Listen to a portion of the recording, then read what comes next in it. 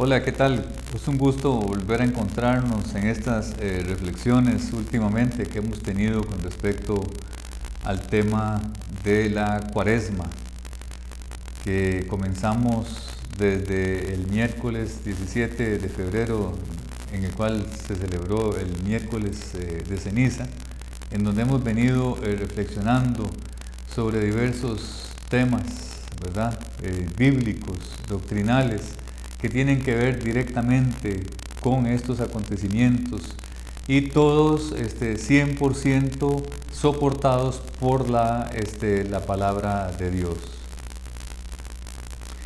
Para esta oportunidad estaremos contestando una pregunta sumamente importante, y esa pregunta se trata: ¿por qué razón Jesucristo resucitó?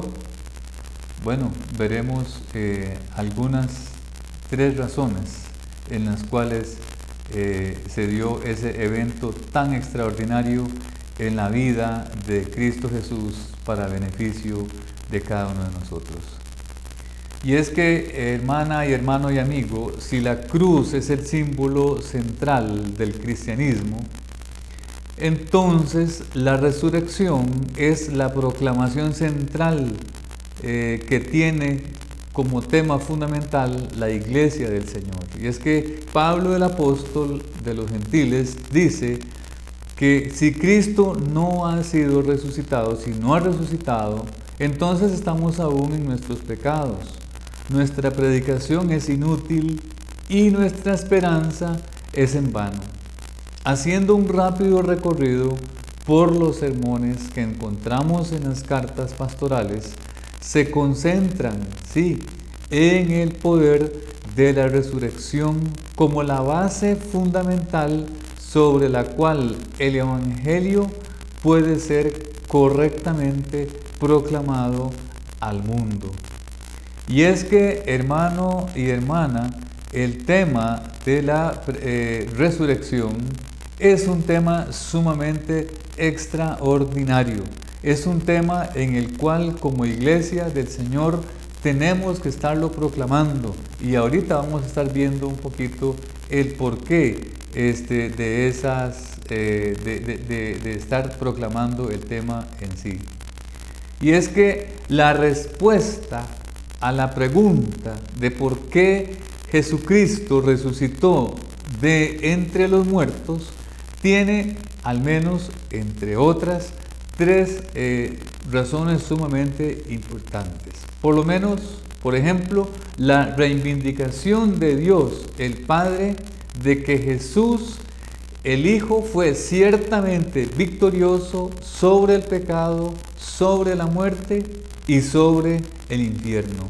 En Cristo Jesús, la caída del ser humano ha sido anulada y un camino nuevo y vivo se ha abierto, por medio del cual todas las personas sin excepción son llamadas a venir y a recibir su perdón y ser restauradas a una relación correcta con Dios. Eso es otro aspecto sumamente importante, ¿verdad?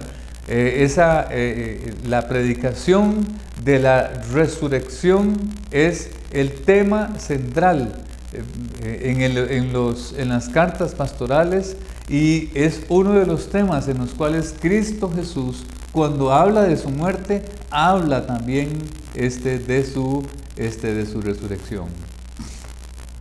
La segunda razón es la garantía de nuestra propia resurrección futura al final de los tiempos.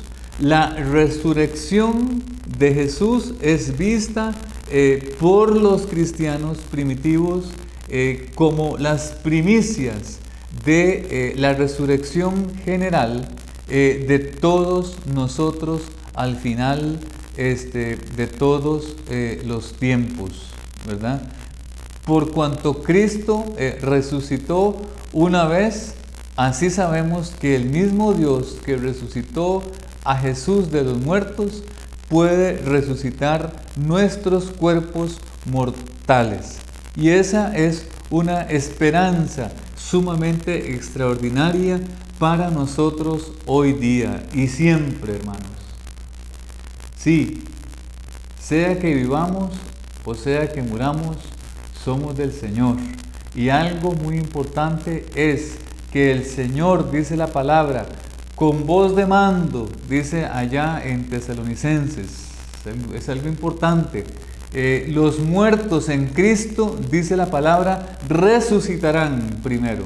Y eso es algo sumamente extraordinario para nosotros los cristianos de estos tiempos y también de aquellos tiempos. ¿Se imagina la posibilidad de poder reencontrarnos con nuestros seres queridos una vez que hemos resucitado y podamos verlos a todos otra vez? Eso es una esperanza sumamente extraordinaria de los cristianos. Eso sí, tenemos que permanecer en Él para poder llegar a ver ese evento. El tercero, lo que distingue al cristianismo de todas las otras religiones: sin la resurrección el cristianismo comienza a parecerse entonces mucho a otras religiones como el Islam o el judaísmo, y con mucho respeto hago estas dos apreciaciones. La resurrección nos recuerda que el cristianismo no se trata de una mera enseñanza ética o de algunas ideas muy nobles sobre cómo vivir una vida más plena.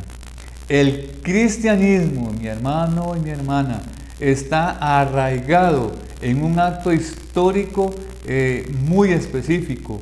Dios actuó en la historia al enviar a Jesús al mundo y luego resucitarlo de los muertos. Por ejemplo, Buda, Mahoma, Confucio y otros grandes líderes en el mundo vivieron, murieron y están en la tumba. Cristo Jesús es el Señor resucitado y es viviente. Mire, por ejemplo, Efesios del 1 al 15 al 23, son textos bíblicos muy esclarecedores, los cuales dan a la comprensión y las dimensiones en lo concerniente al poder de esa resurrección y las consecuencias directas, para cada uno de nosotros, los que creemos en dicha doctrina de la resurrección. Leamos, dice la palabra de Dios, por ejemplo: por esta causa también yo, dice, habiendo oído de vuestra fe en el Señor Jesús y de vuestro amor para con todos los santos, ¿verdad?, no ceso de dar gracias por vosotros, haciendo memoria, dice, de vosotros en mis oraciones, para que el Dios, dice, de nuestro Señor Jesucristo, el Padre de gloria, dice la palabra, os dé espíritu de sabiduría y de revelación en el conocimiento de Cristo, dice. Y vean lo que dice el verso 18: alumbrando los ojos de vuestro entendimiento. ¿Para qué? Para que sepáis cuál es la esperanza a la cual Él nos ha llamado y cuáles las riquezas de la gloria de su herencia en los santos. Y Efesios 1:19 dice: y cuál la supereminencia, grandeza de su poder para con nosotros, los que creemos, según la operación del poder de su fuerza. Y dice más adelante: la cual, y eso es algo muy importante, operó en Cristo, resucitándole de los muertos y sentándole a la diestra en los lugares celestiales, sobre todo principado, sobre toda autoridad, sobre todo poder y sobre todo señorío y sobre todo nombre que se nombra, no solo en este siglo, sino también en el venidero.